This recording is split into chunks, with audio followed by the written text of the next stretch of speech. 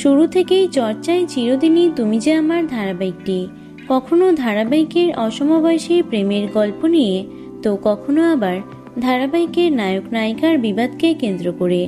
এবার যে কারণে এটি চর্চায় উঠে এসেছে তা কারো অজানা নয়।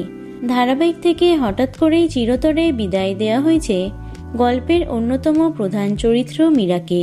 কিন্তু কেন?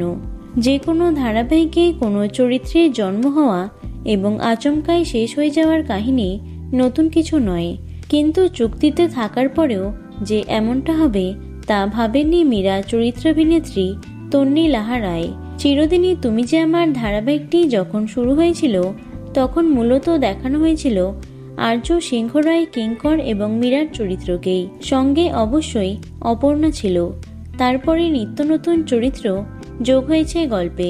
তন্নি বলেন, মীরা চরিত্রটি নেতিবাচক না ইতিবাচক সেটাই পুরোপুরি বোঝানো হয়নি এখনো মীরার গল্প জানাই যায়নি সেভাবে।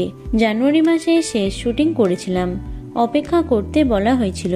ভেবেছিলাম তাহলে হয়তো আবার কল টাইম আসবে, কিন্তু গতকালই জানতে পারলাম যে এই চরিত্রটির আর প্রয়োজন নেই। ইতিমধ্যেই ধারাবাহিকে আরও এক নতুন চরিত্রের আবির্ভাব ঘটেছে, কিন্তু কেন আচমকাই তার সাথে এমনটা করা হলো তা বুঝতে পারছেন না অভিনেত্রী। তাই একটু মন খারাপ এবং অভিমান জমা হয়েছে তার মনে। শুধু অভিনেত্রীরই নয়, মন খারাপ তার অসংখ্য অনুরাগীদের। এসবের মাঝেই তন্নি জানান, শীঘ্রই নতুন কিছু আসছে, নতুন চরিত্রে নতুন ধরনের কাজের অপেক্ষাতেই রয়েছেন তিনি।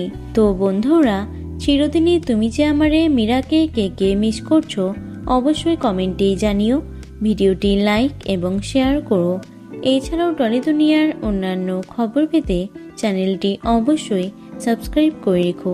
ধন্যবাদ।